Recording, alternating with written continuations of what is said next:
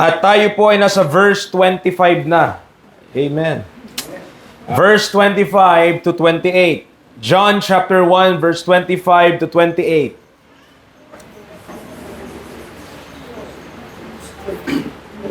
Diyan na po kayo? Okay. John chapter 1, 25 to 28. Sabay-sabay po nating basahin. Ready? Read. And they asked him and said unto him, Why baptizest thou then, if thou be not that Christ, nor Elias, neither that prophet? John answered them, saying, I baptize with water, but there standeth one among you, whom ye know not. He it is who coming after me is preferred before me, whose shoes latchet I am not worthy to unloose. These things were done in Bethabara beyond Jordan, where John was baptizing. Let us pray. Lord, thank you this morning. Salamat sa pagkakataon muli na makapagturo niyo banal salita. Tago niyo po ako, Panginoon, sa likod ng pulpito na ito, na maipangaral ko po ang salita mo at tanging salita mo lamang. Dalayan ko po ang pangunawa na gagaling po sa inyo, ay puspusin niyo pong bawat isa ang aming karunungan. Nawa ay makadagdag ito sa aming pagkaalam po sa inyo. Makilala ka naming lubos upang mas lalo ka namin paglingkuran ng tama ayon sa iyong kalooban. Salamat ngayong umaga, ikaw po maitaas sa pangalan ng tanging Panginoong Yesus. Amen and amen. Tayo po ay makakaupo. Ay, wala pala. Okay. Love, pakuha nga dyan, mahal yung ano. Ang aking... So this morning, mga kapatid, we will deal with verses 25 to 28 at ang ating pong pag-uusapan is John's baptism. Okay? John's baptism. So we are on John chapter number 1 verses 25 to 28. Salamat. Okay. Ito muna.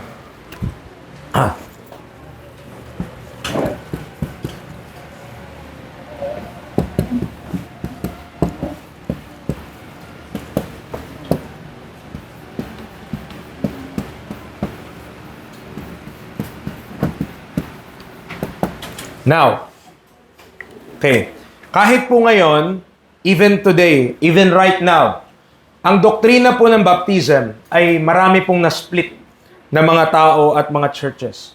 So, ang iba naniniwala na baptism daw po ay kailangan para maligtas.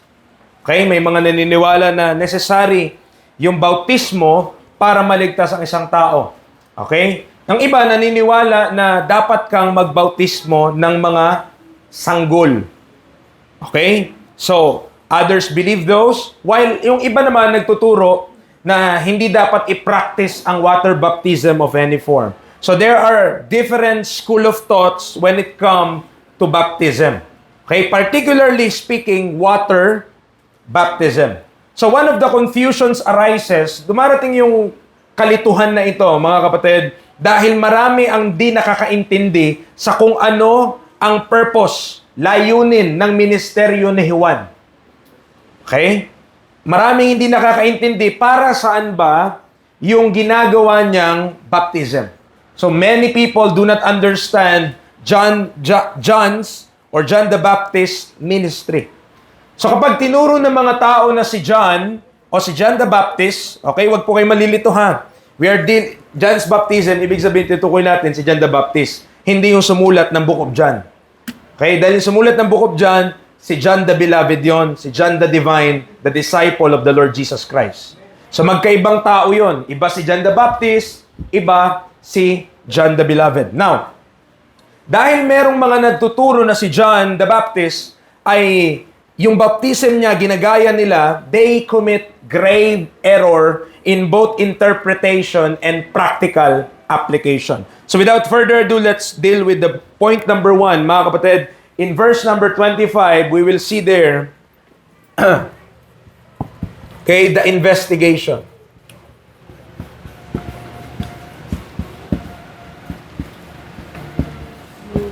Makita natin yung patuloy na pagtatanong, patuloy na pagpipress nitong mga pinadala ng mga Pariseo kay John the Baptist. Okay? And babasahin ko po muli sa inyo. And they asked him and said unto him, bakit ka nagbabautismo kung hindi naman ikaw si Kristo, ni si Elijah, ni yung propeta? Okay? So yun yung tanong nila, bakit ka nagbabautismo? And they ask him, why baptizest thou then? So yung mga Levites and priests, remember, this is the context, mga kapatid. Don't, tuloy-tuloy pa rin po. Yung pinag-aralan natin last week, it is on the same context. So sabi niyan, verse number 19. Okay, verse number 19. Para lang mabalik tayo, maintindihan natin yung context ulit. And this is the record of John when the Jews sent priests and Levites. Okay? So yun yung pinadala. Sabi ng verse 24, ang nagpadala, mga Pariseyo. So, itong mga Pariseyo na to, sinugo nila yung mga priest at sinugo nila yung mga Levita para tanungin si John the Baptist. Now, in verse number 25, we have that question again. Bakit ka nga nagbabaptize? Though the word baptism, tandaan niyo po ito ha. Okay, ang word na baptism wala sa Old Testament.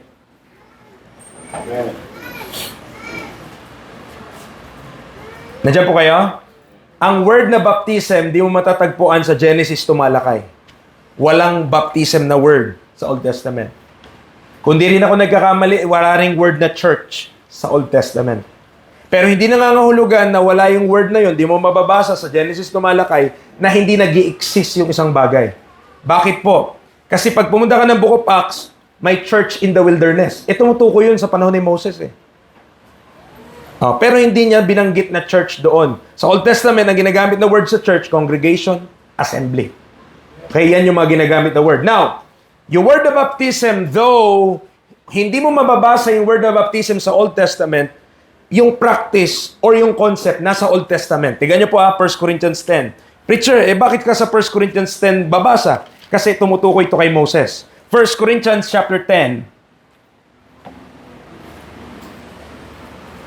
Hindi tayo makarequest dyan ng water, kapatid. So, 1 Corinthians chapter 10, sabi niya in verse number 1, are you there? Moreover, brethren, I would not that ye should be ignorant, how that all our fathers were under the cloud, and all passed through the sea. Nakita niyo po? So, saan sila dumaan? Yung mga fathers, yung mga ninuno ng bansang Israel, sa ilalim ng ulap at lumagpas sila sa dagat. Okay? Yung ginawa nila, tama, tumawid sila sa Red Sea. Naalala niyo po yung kwento na yon? Verse number 2. And were all baptized unto Moses in the cloud and in the sea. May mababasa ba tayo, preacher, sa Old Testament na nabaptize sila? Yung word na baptize? Wala. Pero may nabasa ka kay Paul, 1 Corinthians 10, na yung nangyari pala sa kanila doon sa Red Sea is a form of a baptism. Nandiyan po tayo? Nabasa niyo po? And were all baptized unto Moses in the cloud and in the sea. Isa pa, Hebrews chapter 6. Hebrews chapter 6. What I am saying, what I am explaining now, ay yung truth na ang baptism po, though hindi nakasulat sa Old Testament, is a Old Testament truth as well.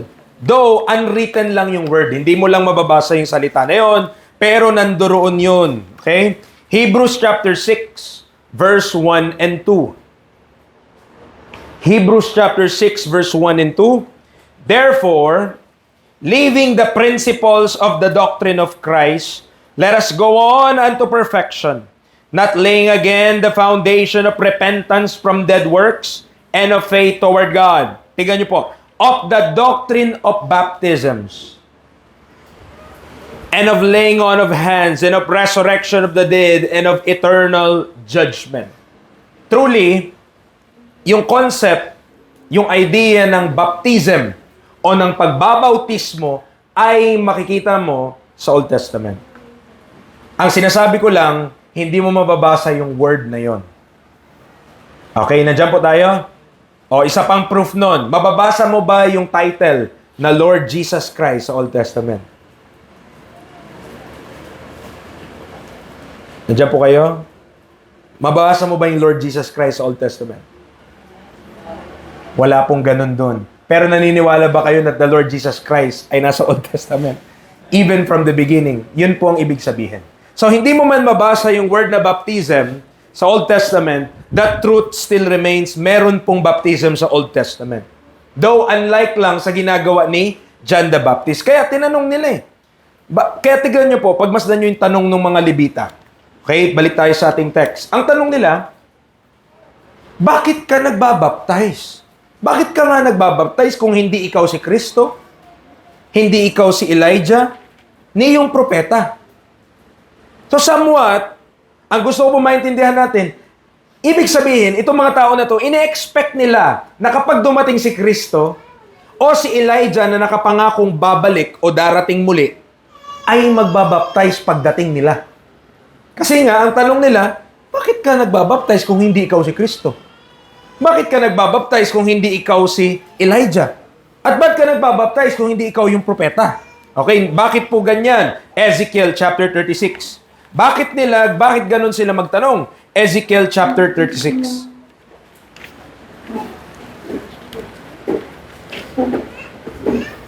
Verse 24. Because somewhat, merong promise ang Diyos sa Old Testament na lilinisin niya ang bansang Israel gamit ang tubig. Ezekiel chapter 36, verse 24. Ezekiel 36:24. For I will take you from among the heathen and gather you out of all countries and will bring you into your own land. Then will I sprinkle clean water upon you, and ye shall be clean. From all your filthiness and from all your idols will I cleanse you. So, sa Old Testament, may kita mo prophet, si Ezekiel ay isang propeta. Dito po nakalagay na merong pangako ang Diyos na lilinisin niya mula sa karumihan ang bansang Israel gamit ang malinis na tubig. Okay? And there are also other forms of baptism. Yung iba, kinokontend yun. Pero isa po ay ang pag-sprinkle ng water o pagbubuhos ng tubig. Isa yan na form, parang pouring. Okay? May kita mo yan sa Old Testament, practice yan ng mga priest. So, kaya naman, understandable yung tanong nila. Yung pag-iimbestiga nila, yung pagpipress nila kay John, bakit ka nga nagbabaptize? Somewhat understandable, ibig sabihin kaintindi-intindi. Pwede mo maintindihan, bakit nila tinatanong yun? Kasi expected nila na mayroong darating na maglilinis. Okay? Merong darating na maghuhugas. At sa kanilang pagtatanong, maaring alam nila na kapag dumating nga si Kristo, maghuhugas siya. Pag dumating si Elijah, maglilinis siya. Okay? O yung propeta na pinag-aralan din natin last week, that I say to you na si Moses. Okay? Kagaya ni Moses sa Deuteronomy. Now, proceed tayo sa second point, mga kapatid. So we see the investigation conducted by the Levites and the priests against John the Baptist. But let's look at the introduction. Okay? Kung paano inintroduce nitong ni John the Baptist ang walang iba kundi yung paparating kasunod niya. Now, in verse 26 to 27, the Bible tells us, John answered them saying, I baptize with water. But there standeth one among you whom ye know not. He it is, who coming after me is preferred before me, whose shoes latchet I am not worthy to unloose. Now, dito tayo mag-spend ng significant amount of time sa ating preaching this morning. Yung point 1, saglit lang. Yung point 3, saglit lang din. Yung point 2, dyan tayo mag-i-spend ng time. Now, yung sinabi ni John dito, balik tayo, verse 26. Look at. Sabi niya, I baptize with water. I baptize with water. Kung hindi pa po natin alam, okay, hindi lahat ng baptism merong tubig. Okay? Not all baptisms have water involved. Preacher, ano ibig sabihin mo? Yung binasa natin sa 1 Corinthians 10, yung bayan ng Israel ay binautismuhan tungo kay Moses. Nabasa ba sila? Hindi po. Dumaan nga sila sa dry ground. Though nasa ilalim sila ng dagat. Pero dumaan sila sa tuyong lupa. Pero di sila nabasa. Pero nabaptize sila. Okay? At kagaya sa ating panahon ngayon, lahat ng sasampalataya sa Ebanghelyo kay Kristo Jesus ay maibabautismo patungo kay Kristo Jesus. At di kailangan ng tubig nung operasyon na yon. That is a spiritual operation of God as well. Ano ibig sabihin natin? Not all baptism in the Bible ay merong tubig na involved. At ito pong si John the Baptist, he explicitly say na ang kanyang bautismo ay merong kinalaman sa tubig at nangangailangan ng tubig. Ay, sabi niya, baptized with water. So the other Gospels will shed light on the message accompanying John's baptism. So Matthew chapter 3, buksan natin. Matthew chapter 3 at titigan natin a glimpse on what is the content, anong nilalaman, anong nakapaloob, anong nanduroon sa ginagawa ni John the Baptist na pagbabaptize.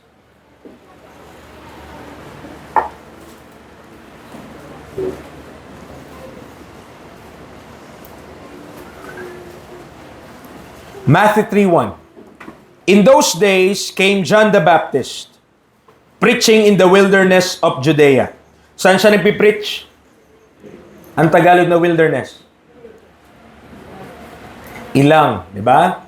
Okay. And saying, repent ye, for the kingdom of heaven is at hand. So yun yung mensahe po ha, pinipreach niya. Magsisi na kayo sapagkat ang kaharian ng langit ay nariyan na, is at hand. For this is he that was spoken of by the prophet Isaiah, saying, the voice of one crying in the wilderness, prepare ye the way of the Lord, make his path straight. And the same John had his raiment of camel's hair. So ang damit niya ay buhok ng kamelyo, and a leathern girdle about his loins, and his meat was locust and wild honey. Okay? Ang kinakain niya daw po ay tipaklong balang at mga pulupukyutan, honey. So yun yung pagkain niya. Ang sarap ng mukbang niya, no? Imagine mo yun. Balang, locust. Ang nakita kay tipaklong, maliit yun. Ang balang, malalaki. Malalaki ang balang. Ganun daw po yung kinakain niya. Ang sarap, di ba? Then went out to him, verse 5, Jerusalem and all Judea and all the region round about Jordan, and were baptized of him in Jordan. Anong kasama ng baptism niya? Confessing their sins. So while nagkakandak siya ng bautismo, kino-confess nila, inaamin nila, sinasabi nila ang kanilang mga kasalanan. Preacher, what type of sins are this? Ano tong mga kasalanan na to, preacher? I believe, mga kapatid, this nation, dahil po simula sa Old Testament, di ba nahati yung bansa? The Northern Kingdom and the Southern Kingdom. The Northern Kingdom, yung 10 na tribes, at yung Southern Kingdom, yung 2 tribes, Judah, okay, and Benjamin, dito sa baba. Yan na lamang po, nahati yan, yung taas napunta ng Assyria, yung baba napunta ng Babylon. So nagsipangalat talaga yung mga yan. Okay? At ang natira dun sa nation, mga bumalik dun, mga remnant na lang yun. Okay? Bumalik dun sa bansa. Now, kaya nangyari sa kanila yon, ito po preacher, bakit hinayaan ng Diyos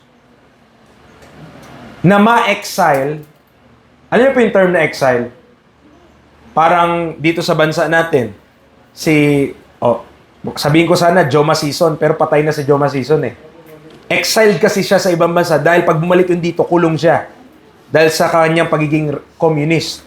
Pero ang exiled ngayon, pwede natin sabihin consider natin, si Duterte, exiled. Bakit? Hindi tinatanggal. Give up ng bansa natin. Sino pa? Si Harry Roque, hindi makabalik dito. Kukulong siya eh. Okay? Pag sinabi mo exiled yung isang tao, hindi makabalik sa sarili niyang bansa. Nasa ibang bansa ka. O sino pa? Si Saldico. Nandun sa ibang bansa. Hindi makapunta dito. Ikukulong nga sila. Dahil sa political persecution. Mga kapatid, yung nation of Israel, they are exiled dahil sa pagsaway nila sa Diyos. Ayaw talaga nilang makinig sa Panginoon. Sumasamba sila sa Diyos-Diyosan. Ganun yung status nila. So, God has to render, though hindi ko na-prepare yung verse, pero merong pangako sa Deuteronomy, ang law kasi po, ang law, okay? Blessing kung susunod ka. Pag di ka sumunod, curse. That's the law. At kaya po, ang bansang Israel, they are on exile dahil sa pagsuway nila sa Panginoong Diyos. Dahil sa pagsuway nila sa batas ng Diyos. Okay? That's why these people, si John the Baptist, pagdating niya sa eksena, yung bansa na ito, in corruption, talagang kailangan nilang i-confess yung kanila pong mga kasalanan. Now, in verse number 7, nasa Matthew 3 pa rin ako. But when he saw many of the Pharisees and Sadducees come to his baptism, he said unto them, O generation of vipers, who hath warned you to flee from the wrath to come. Kita niyo yung preaching ni John the Baptist? Okay? Ito para maintindihan natin ha.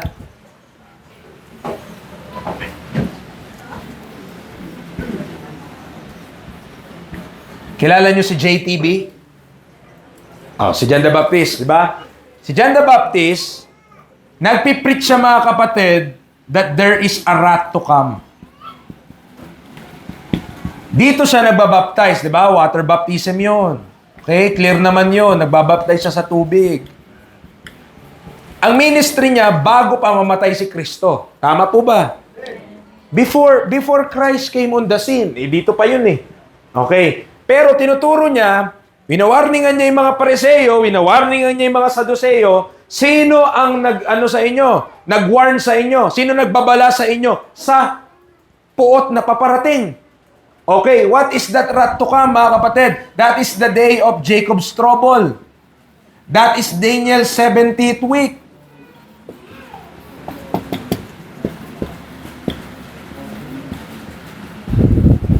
That is also the tribulation period. Yun yung sinasabi niya doon sa wrath to come. Kita mo, anong hindi niya pinipreach? Anong hindi kasama, anong hindi involved sa pinipreach ni John the Baptist? Anong meron sa time na to? Pagkatapos ng death, burial, resurrection at bago yung wrath to come, anong meron? Ha? Ano po? Anong meron pagkatapos na namatay, nilibing, muling paggabuhay ni Kristo at bago yung wrath to come? Ha? Okay. So mas yun, sabihin natin, dispensation of the grace of God. Tama? Yan yung time kung nasa saan tayo ngayon. Kita mo, dilagpasan niya ni John the Baptist kasi wala siyang alam tungkol dyan. Hindi sa kanya ni-reveal ng Diyos yung tungkol dito. Ang pinipreach niya, magsisi na kayo, repent, for the kingdom of heaven is at hand. Yun yung pinipreach nila. Okay? Hindi lang preach, pinipreach. Diba? Ito yung pinipreach nila. So, si John the Baptist, he is preaching a kingdom to come. He is preaching the kingdom of heaven. At nagwa-warn siya, even sa mga Sadducee, sino nagbababala sa inyo from the wrath to come? Kasi yung wrath, mauuna muna bago yung kingdom. Ang hindi niya alam, there is the dispensation of the grace of God dito. Dahil hindi naman sinabi sa kanya. Tama? Nasunod po tayo? Okay. So yun yung sinasabi niya dito sa mga Pariseo. Verse number 8. Bring forth therefore fruits, meet for repentance, and think not to say within yourselves. Listen up. Ito po yung napaka-importanting elemento pagdating sa pag-reach out din sa mga Hudyo. Tignan niyo po. And think not to say within yourselves, we have Abraham to our father. For I say unto you that God is able of these stones to raise up children unto Abraham. Because there are people who thinks, may mga tao na nag-iisip na dahil sila ay Hudyo, ligtas na sila automatic. Dahil anak sila ni Abraham. We have Abraham, our father. Pero mga kapatid, tandaan natin, Jesus said unto him, I am the way, the truth, and the life. No man cometh unto the Father but by me. Saan lang? Ano lang ang pamaraan papunta sa Diyos? Papunta sa Ama? Si Jesus Christ lang. Walang bypass dyan. Okay? Walang mauna o walang kahit na anong way. So, to quote mga kapatid, yung workman's treasure with regard to this point of time, sa time ni John the Baptist.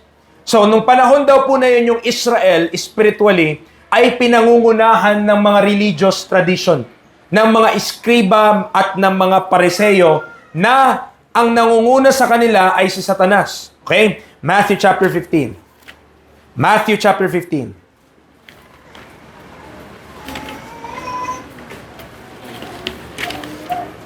Matthew 15, verse 3.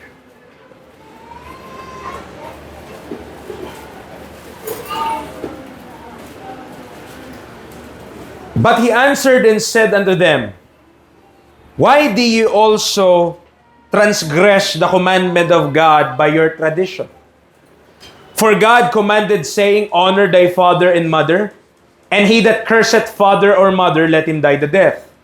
But ye say, Whosoever shall say to his father or his mother, It is a gift, by whatsoever thou mightest be profited by me, and honor not his father or his mother, he shall be free.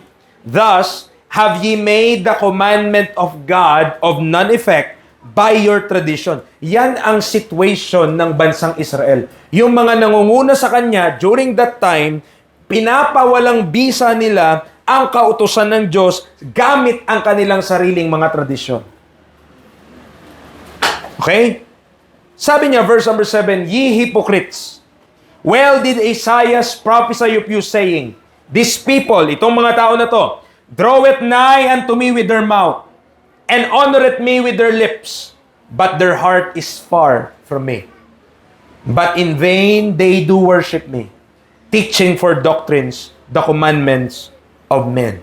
So yan po mga kapatid.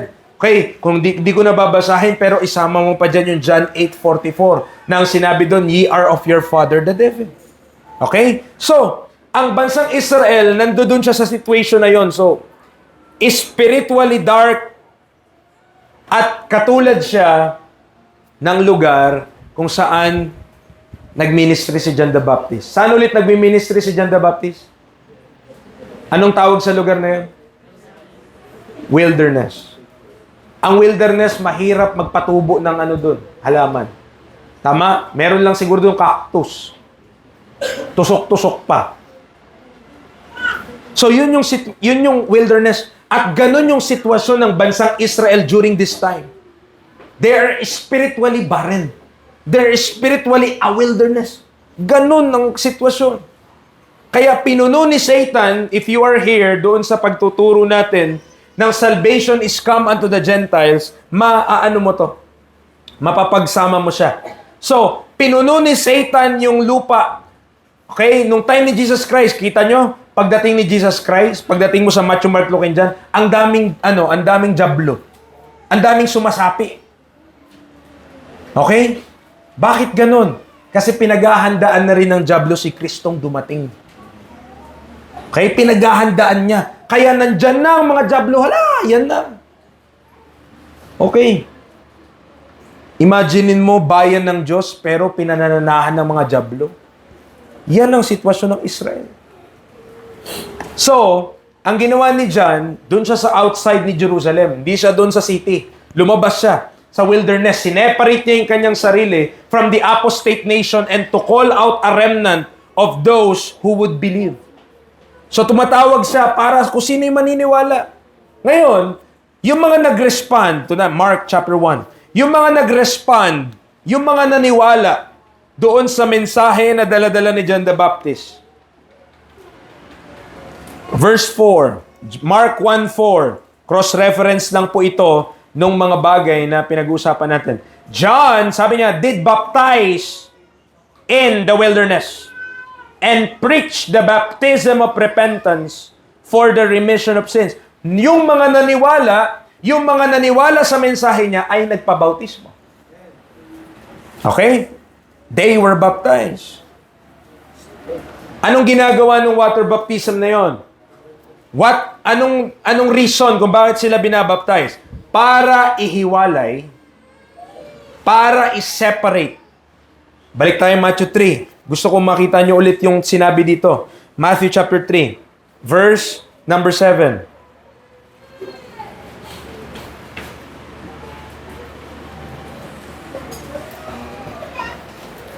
Sa gitna na po ako ha. O generation of vipers.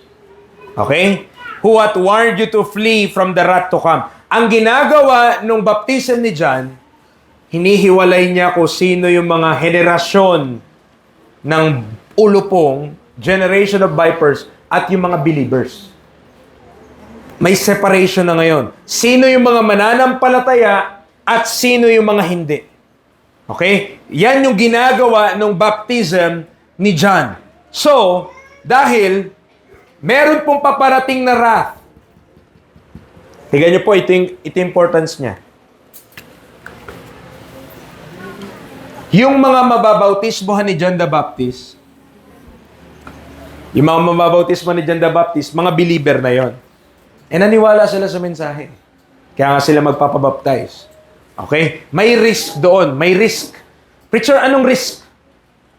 Aba, ibig sabihin, sinasalangsang mo, kinukontra mo yung mga Saduceo, kinukontra mo yung mga Pariseo. Bakit magpapabautismo ka kay Juan? Okay? At grabe na nga naman talaga yung preach niya, mga generation ng vipers kayo. Okay? Ngayon, pag nabaptize po sila mga kapatid, pag nabaptize sila, sila yung mga makakasurvive dyan sa wrath to come na yan. Kasi dadaan sila dyan lahat eh. Okay? Dadaan sila. Ngayon, kung hindi sila magpapabaptize kay John, ano sila? Unbeliever sila eh. Technically speaking, and therefore, pag dumaan sila sa wrath to come, sila yung ipopurge ng Diyos out of Israel. Sila yung lalagasin ng Diyos. Tatanggalin niya sila. Okay? Kaya napakahalaga na magpabautismo sila because they are identifying themselves with John. At sino ba si John? Siya yung naghahanda ng daan ng Messiah. So they are identifying with the right person.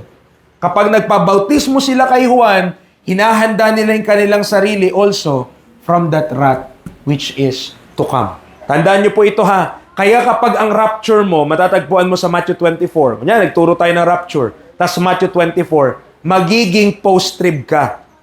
Basta ganun na mangyari. Bakit? Kasi ang mga believer doon sa Matthew 24, papasok sa tribulation period. Preacher, yun naman pala eh. Hindi dapat post-trib tayo. Yun nga kapatid eh. Hindi lang naman body of Christ ang believer sa Bible eh. Merong mga believer under the ministry of the prophets, under the ministry of John the Baptist, under the ministry of prophecy. Nakuha niyo po? May mga mananampalataya talaga na papasok dito. Hindi tayo yun. Okay? Sa mga gusto na pumasok sa tribulation, sabihin sa kanila, kayo na lang po. Okay lang naman. Okay? Preacher, paano pala? Pwede ba yon? Meron ba talagang mga pupunta sa tribulation period? Meron po. Sino preacher? Yung mga di saved. Kung hindi ka saved, wala kang way out. Kasi bago yung wrath to come, itong dulo-dulo na to, ano to? Rapture yan. Kukunin yung church. So, before the church was taken up, o pag nakuha na yung church pala, papasok na ngayon tayo sa wrath to come na yan. At yung mga hindi sumampalataya kay Kristo Jesus, sa panahong itong biyaya ng Diyos, papasok sa panahon na yan. Kapatid, natatakot na tayo sa lindol, natatakot na tayo sa pagputok ng bulkan, natatakot na tayo sa mga gera, sa kahit saang panig ng mundo. Hindi mo pa nakikita kung gaano kalala to. Sobrang lala po nito. Okay? Kung pag-aaralan natin yan sa Book of Revelation, dinidetail doon. Imagine, ilang billion na po ang tao ngayon? 8? 9? Ilan po ba? 11? Mga ganyan. Ilan yung 1/3 nun?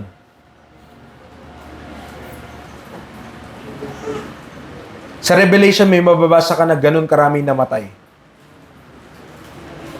1/3 of the population of the whole earth. Hindi pa yun lahat. Specific ano lang yun. Okay? Sobrang, ibig sabihin, ito po makinig po tayo. Hindi masaya tong time na to. Kaya nga, rato kami. Meron pang mukha bang maganda yung rat? At yung puot na to, hindi puot ng nanay mo, hindi puot ng kapitbahay nyo, puot ng Diyos yan eh. Wrath of God yan, wrath to come. So yan yung sinasabi ni John the Baptist. Ngayon, winawarningan niya yung mga tao. Pinipreach niya may kingdom of heaven na paparating. Pero may darating muna na yan. Iligtas niyo yung sarili niyo mula sa time na yan. Kung hindi sila magpapabaptize, unbeliever sila, ipopurge out sila ng Diyos. Okay? Maano sila? Pag sinabi pong purging ha, pag sinabing purging, ibig sabihin nilalagas, tinatanggal ka. Inaalis. Okay? So, water baptism is necessary for Israel at that time. Bakit? Kasi under the law, water washing, yung paghugas gamit ang tubig, required po yun sa mga magsaserve sa priesthood. Okay? Tama ba? Exodus chapter number 19. Exodus chapter 19. Required yung paghugas ng tubig para makapag-serve sila bilang mga priest sa Old Testament. Okay? Kaya, nakakapagtaka, thank you. Nakakapagtaka mga kapatid, bakit yung mga pari ng Roman Catholic Church walang asawa? Yung mga pari sa Old Testament meron. Yung mga anak nga nila, yun yung papalit sa kanila. Nakuha niyo po? Okay? Pero, hindi natin pag-usapan yun, na-comment lang natin. So, Exodus chapter 19, verse 5. Now therefore, if ye will obey my voice indeed, and keep my covenant, then ye shall be a peculiar treasure unto me, above all people, for all the earth is mine. And ye shall be unto me a kingdom of priests, and an holy nation. These are the words which thou shalt speak unto the children of Israel. Ngayon, chapter 29. Same book. Exodus 29, verse number 4. Exodus 29, verse number 4.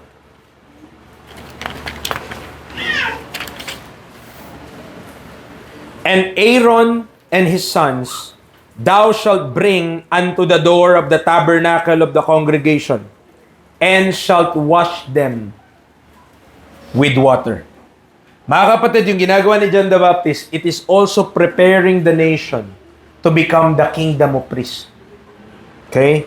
Inihahanda yung bansa na maging kaharian ng mga saserdote. Dito pa yun mangyari sa kingdom of heaven. Dito pa yun mangyari sa millennial kingdom. Dito pa yun mangyari sa kingdom to come.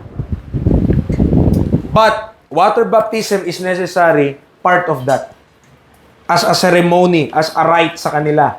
Kailangan niyang gagawin yun para sa kanila. Okay? Nakakasunod po tayo? So, balik tayo sa ating text, John chapter 1. John chapter 1.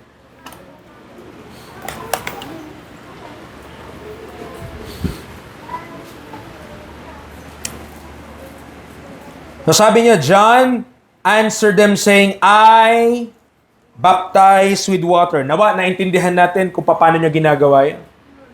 Okay? Ano yung importance? Why he baptized with water? What is the meaning of his baptism? Para saan? Bakit baptism unto repentance yun? Kasi that magsisi ng bansang Israel sa kanyang mga kasalanan. Now, but there standing, sabi diyan, one among you whom ye know not. That is a testimony ng ignorance ng bansang Israel tungkol kay Kristo. Bakit po? Kagaya nung diniscuss natin sa Daniel 70th week last week. They are to expect their Messiah during this time. Dapat tinitigan na nila, ito na yung time na yun kasi pag kinalculate mo, dun lang yung babagsak sa time na yun.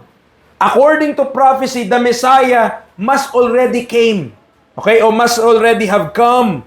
So, ang nakakalungkot, He came unto His own and His own received Him not. Anong nangyari? Pumunta siya sa bansang Israel, hindi siya tinanggap. Acts chapter 2. Acts chapter 2. Kaya nung nag-preach si Peter after the resurrection, after the ascension, after na makita muli ni Peter yung Kristo na namatay, nilibing, pero muling nabuhay, pinakita pa sa kanila yung butas. Wow. Ito po yung preaching niya doon sa Day of Pentecost. Acts chapter 2 verse 36. Anong sabi ng Bible? Therefore, let all the house of Israel know assuredly that God had made that same Jesus, whom ye have crucified, both Lord and Christ. Yan yung testimony ni Peter against the nation of Israel. Pinapatay nila, pinapako nila si Jesus Christ. Nandiyan po tayo? Pero kontra doon, merong mga tao na instead na gumaya sila sa crowd, gumaya sila sa nakararami, ine-expect talaga nila yung pagpadating dito ni Jesus Christ. O, naghihintay sila. Sino yung mga yon? Luke 2. Luke 2. Ang una, pangalan niya ay si Simeon. Luke chapter 2. Hindi po si Peter, ha? Luke chapter 2 verse number 25.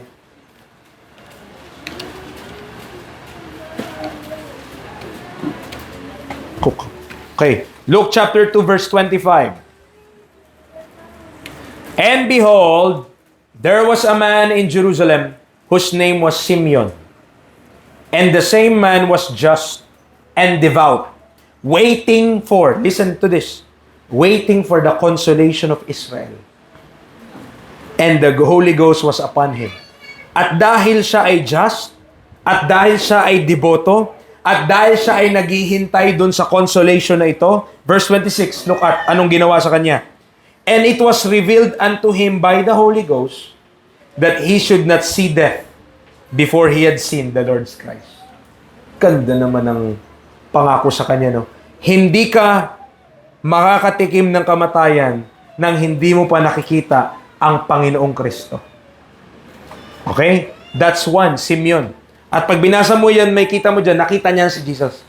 Okay? May kita niya. Isa pa, ang pangalan niya naman ay si Anna. Verse 36, same book. Same book, or same chapter. Verse 36. And there was one Anna, a prophetess, the daughter of Phanuel, of the tribe of Aser. She was of a great age, and had lived with 107 years. Okay, with an husband pala, 100 tuloy.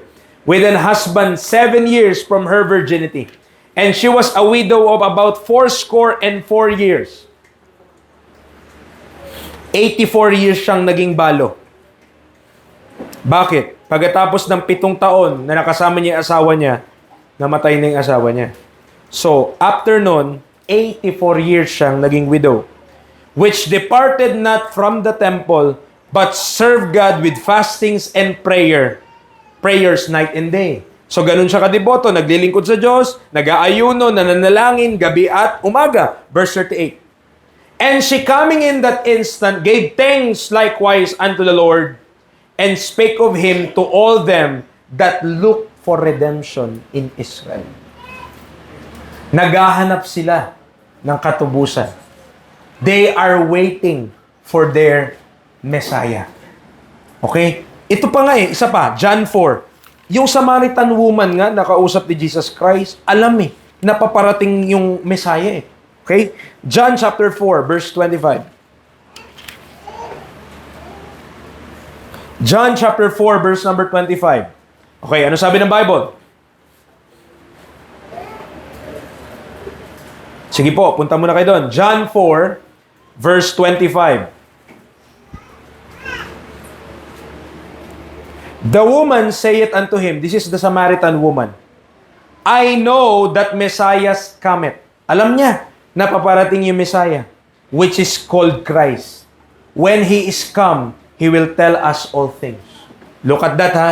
Simeon, Anna, and the Samaritan woman. Si Anna may mga kasama pa siya, hindi lang naman siya yun na naglo-look for redemption in Israel. Pero merong mga tao, during the time ni John the Baptist, during the time ni Jesus Christ, na may hinihintay na sila. They are expecting something from God. They're expecting and waiting the coming of the Messiah.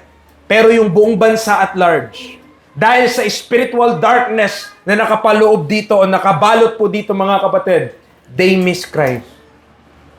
Dumating na si Kristo, but His own receive Him not. Kaya po mga kapatid, yan ang sabi ni John sa kanila. Sabi ni John, I baptize with water, but there standeth one among you, merong nakatayo, kasama nyo, na hindi nyo kilala. Whom ye know not. Whom ye know not. At anong sabi ni John, kasunod doon? He it is who coming after me is preferred before me. Jesus Christ, napaliwanag ko na po sa inyo yung word na prefer. Okay? Sa mga previous sa pag-aaral natin, inilalagay mo na mas mataas, mas una, ang isang tao sa kahit kanino. Sabi ni John, siya yung darating pagkatapos ko na preferred before me. Si Kristo po mga kapatid is to be preferred far above anyone, alive or dead. Mas mataas po, dapat mas iunahin siya, mas itaas siya sa kahit sino pa, buhay man o patay, siya ang dapat unahin. Kahit si Elijah sa si Moses, nung nagpakita si Kristo in His glory sa kanyang mga disciple kay Peter, si Peter sabi ay magtayo tayo ng tabernakulo dito Panginoon, isa sa iyo, isa kay Elijah, isa kay Moses. Mga kapatid, hindi yun in-honor ng Diyos. Ang sinabi niya lang, this is my son, of whom I am well pleased. Kahit si Elijah na mismo, kahit si Moses na mismo, hindi karapat-dapat na mag-share ng tabernacle kay Kristo. Merong mga namuhay ng matapat para sa Panginoon. Okay? Si Elijah, si Moses, naging matapat sila sa Panginoon, pero lahat sila, kahit sino pa, merong mga fault at meron ding kasalanan. There's only one who did no sin. There's only one na walang kasalanan ni minsan, di siya nagkasala, di siya nagkamali. And that is the Lord Jesus Christ. There's only one. He is to be preferred, okay, before anyone else. Sa Colossians 1:18, mababasa natin tong kataga na ito. Colossians chapter 1 verse 18, we will read na may kita natin po dito what is stated about Christ.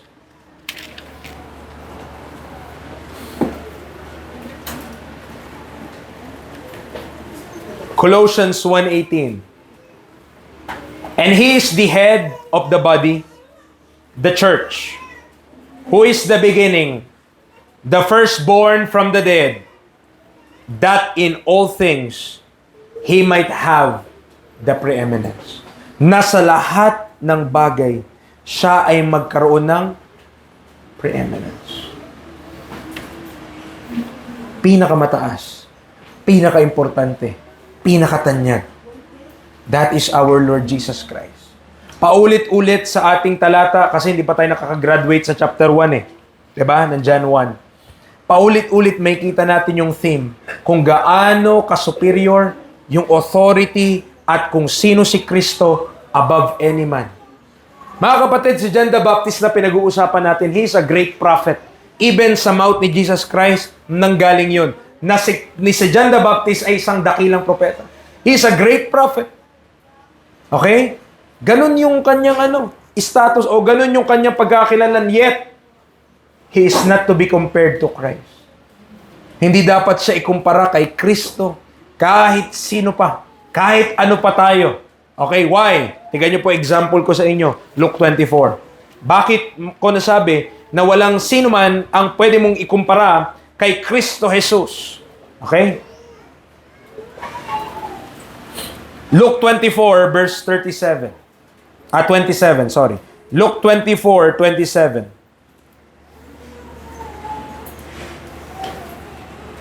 Before I read that, that is the account sa Road of Emmaus. Nung time na yung mga disciple ni Jesus Christ, ito po ha, side note lang. Paano ipipreach nila Peter? Paano natin masabi, paano masasabi ng isang tao na ang pinipreach nila Peter nung buhay pa si Kristo ay death, burial, and resurrection? Kung nung nabuhay nga si Kristo, takot pa sila eh. Hindi nga sila naniniwala na nabuhay siya. Hindi sila naniniwala. Si Tomas nga kung hindi ko mahahawakan, hindi ako maniniwala. Okay? Paano may pipreach yung isang bagay na ikaw nga mismo, hindi ka naniniwala? Hindi nila ina-expect. Sinabi ni Kristo, dinidiscuss ni Kristo yun bago siya mamatay. Mamamatay ako. Pero sa ikatlong araw, mabubuhay ako. Pero hindi nila yung pinaniniwalaan. Hindi nila pinaniniwalaan yung mga kapatid. Kasi nga, ina-expect nila, kingdom na. Ito na kasi yung king Ba't kailangan pa mamatay ng king? Why the king has to die? Oh, ang hindi ni-reveal sa kanila, nung kasama nila si Jesus Christ, may panahon na ganyan. Hindi yan kinikwento ni Kristo, hindi yan dinidiscuss ni Kristo sa kanila. There's no such thing as a dispensation of the grace of God during the earthly ministry of Christ. Hindi yan kinikwento ni Kristo. Kaya hindi nila yan po yan alam, mga kapatid. Now, dito sa Road of Emmaus, itong babasahin nating verse, chapter 24, verse 27, may dalawang disciples dito na nag-uusap. Okay? Dalawa nag-uusap. Verse number 17 yun. Okay? Verse 13, yung context. Simula dyan yung passage na yan. Verse 13, yan yung passage na yan yung context, mga kapatid. Now, pagdating mo ng verse 18, pinangalanan yung isa. Ang pangalan niya Cleopas yung isa. Tapos, hindi nila alam, habang naglalakad sila, sinamahan na sila ni Jesus Christ. Okay? Habang naglalakad sila. Kukwentuhan sila. Sinamahan na sila ni Jesus Christ, pero hindi naman nila pinaniniwalaan na nabuhay siya mula sa mga patay. Tignan niyo po yung expectation nila. Verse number 20. Tignan niyo po O, sige, 19 na lang. 19 na lang. Para at least may context tayo bago ko basahin. And he said unto them, what things? And they said unto him concerning Jesus of Nazareth, which was a prophet, mighty in deed and word, before God and all the people. And how the chief priests and our rulers delivered him to be condemned to death, and have crucified him. But we trusted. Tignan niyo po kung ano yung pagkakilala nila kay Kristo. But we trusted that it had been He which should have redeemed Israel. Pero umaasa kami na siya na nga dapat siya na nga yung magtutubos sa Israel. Ibig sabihin, nung time na to na namatay si Kristo, parang naglaho na yung nila, pag-asa nila. Parang hindi talaga sila naniniwala na buhay siya mula sa mga patay. Ang expectation nila, wala na. Kala pa naman namin siya na. Hindi pa pala. Okay, ganun yung ugali nila. Verse number 21. And beside all this, today is the third day since these things were done. Verse 22. Merong mga pumunta na mga women doon sa sepulcher. Na-astonish sila. Verse 23. Wala silang natagpo ang katawan. Saying that they had also seen a vision of angels which said that he was alive. Ang di ba? Yung mga babae na yun, pumunta sila doon. Sinabi ng anghel sa kanila, wala na siya dito sapagkat siya ay buhay. Nung kinento ng mga babae na yun, hindi nila pinaniniwalaan. Hindi sila naniniwala na si Kristo buhay, mga kapatid. Kaya tignan niyo yung sabi sa kanila ni Kristo sa verse 25. Hindi, kasi, parang nangyari, kasama na si Kristo pero di nila makilala. Okay? Verse 25. Then said he unto them, O fools, and slow of heart, to believe all that the prophets have spoken. Verse 26. Ought not Christ to have suffered these things? Hindi ba't dapat maranasan muna to ni Kristo? And to enter into His glory? Ito na yung verse na gusto kong basahin sa inyo. And beginning at Moses. Saan nagsimula? Ano ibig sabihin ng Bible pag sinabi niya beginning at Moses? Beginning sa Genesis, Exodus, Leviticus, Number, Deuteronomy. Yun yung sinulat ni Moises. So simula daw po doon, nagsimula sila doon. Beginning at Moses and all the prophets. Imagine, ang daming propeta. So simula kay Moses, simula sa Genesis, hanggang sa lahat ng mga propeta, He expounded unto them in all the scriptures the things concerning Himself. Mga kapatid, walang sino man, okay, na makapapantay kay Kristo. Bakit? Kahit sa Book of Genesis, siya mismo nag-expound na merong mga bagay na nakasulat tungkol sa Kanya. The things concerning Himself. Amen. Yung lamb na sabi ng Diyos, He will provide Himself a lamb. That is Jesus Christ. Okay? Kahit sa Old Testament pa lang may kita na natin, nakaweave na sa prophecy ang pagkakakilala ni Kristo. That's why when John says, dito sa ating pinag-aaralan, na He it is who coming after me is preferred before me. Totoo yun. Bakit? Dahil walang sino man makapapantay kay Kristo Jesus. He is to be preferred above all things. He is to be preferred above anything. Kapatid, meron bang mas una sa buhay mo kaysa kay Kristo ngayon? Is there anything preferred before Christ in our lives? Meron ba? Kung meron, kailangan nating itama yun. Amen. Because Christ is to be preferred above anything else. Okay, tatapusin natin yung point number 2. Whose shoes latchet, I am not worthy to unloose. Pinangako din naman si John. Nakasulat din na siya ay darating. Though hindi lang siya pinangalanan. And yet, hindi niya yung kinlaim na napaka-importante niya dahil lang may prophecy tungkol sa kanya. Mga kapatid, salamat sa Panginoon, alam ni John the Baptist yung lugar niya. He knows his place. At dahil doon, si Kristo mismo nagsabi that he is a great prophet. Na siya ay isang great prophet. So lastly, okay, last point mga kapatid.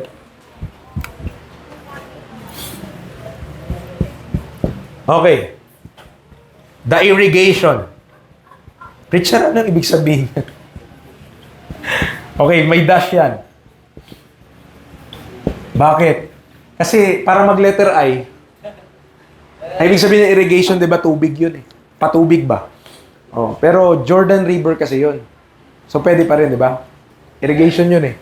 So, but ang point lang natin, yun yung lokasyon kung saan nagbabaptize si John. Now, in verse number 28, sabi niya, these things were done in Bethabara, beyond Jordan, where John was baptizing.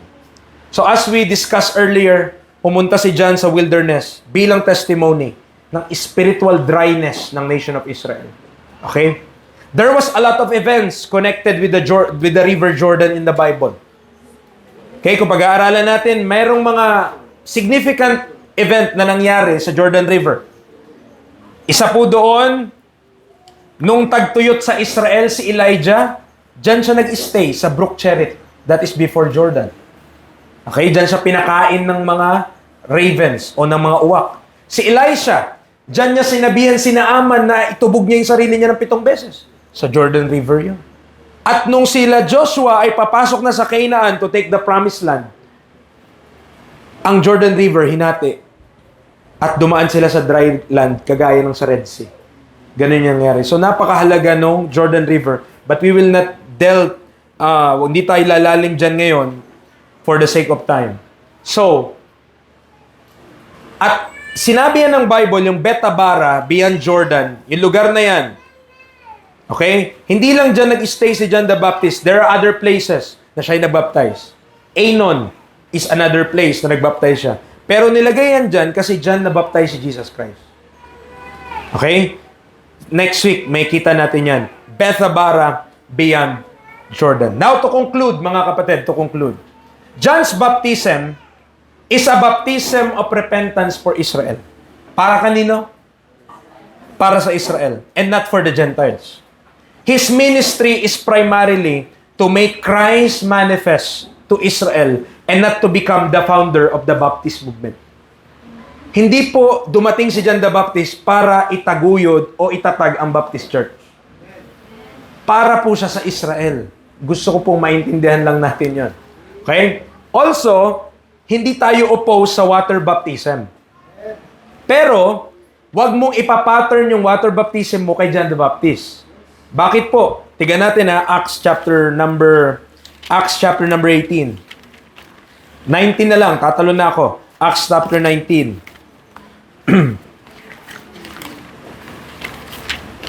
Acts chapter 19. So si Paul, meron siyang nakasalubong na 12 mga disipulo. Verse number 2. Acts 19 verse number 2. He said unto them, sabi ni Paul sa kanila, yung mga disciple na to, 12 to, 12 yan sila. Sabi niya sa kanila, natanggap nyo na ba yung Holy Ghost? Simula nung kayo'y naniwala? Have you received the Holy Ghost since you believe? Yun yung tanong. And they said unto him, we have not so much as heard whether there be any Holy Ghost. Okay? So hindi pa. Obviously, hindi pa nila receive ang Holy Ghost. And he said unto them, unto what then were ye baptized? So saan ba kayo nabautismohan? And they said, unto John's baptism. So dun sila nabaptize sa bautismo ni Juan. Then said Paul, John verily baptized with the baptism of repentance, saying unto the people that they should believe on him which should come after him, that is on Christ Jesus. So itong mga tao na to, na baptized na sila o hindi pa? Baptized na sila. At saan sila na-baptize?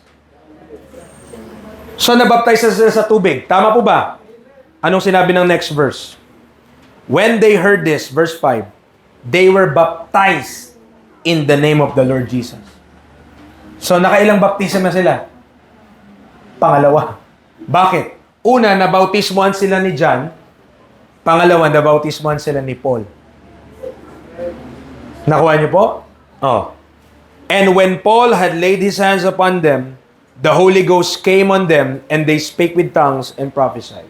That is why, mga kapatid, kung magbabaptize ka ngayon, hindi baptism ni John. Hindi baptism of repentance. Hindi baptism with confession of sins. Okay? Clearly, hindi tayo po sa water baptism, pero itama mo kung saan ka magpa-pattern. Kasi kung ang pattern mo si John, that is a water baptism to prepare the nation for the wrath to come. Hindi yan ang baptism ni Paul. Okay? Hindi siya nagbabaptize para dyan. Because he is an apostle of grace. Nakasunod po tayo? Ha? So that maliwanag lang, ha? Hindi tayo baptized dahil kay John the Baptist. That is not our roots. Okay? So, but we believe still in water baptism. Si Paul nga nagbaptize. Ano magawa mo dyan? Sinabi yun ng Bible. Baptized in the name of the Lord Jesus. Okay? Itong mga tao na to. So let us pray, mga kapatid. Lord, salamat this morning. Salamat sa pag-aaral na meron po kami nawa. Ay meron po nakuha, mga kapatiran. I pray, Father, na sa patuloy namin pag-aaral, mas lalo ka namin makilala. Mas lalo namin malaman ang iyong kalooban. Mas lalo kaming maging malalim maging sa iyong salita. Matutunan namin, Lord, what is stated really in the Bible. Ano ba talaga nakalagay? Ano ba dapat namin gawin bilang mga Kristiyano? And I pray continually to those who are still dodging, na hanggang ngayon, Panginoon, they have not still trusted on Christ. Di pa rin sila nagtitiwala kay Kristo. They're still lingering. They're still waiting. Di ko alam kung anong inintay nila. Pero I pray, Father, ng mga tao po nandirito nakapakinig na yung salita, nawa magtiwala sila kay Kristo Jesus sa kanyang tapos na ginawa para kabayaran ng aming mga kasalanan. Salamat kayong umaga. Kayo pong maluwalatin maitaas. In Jesus' name we pray. Amen and amen.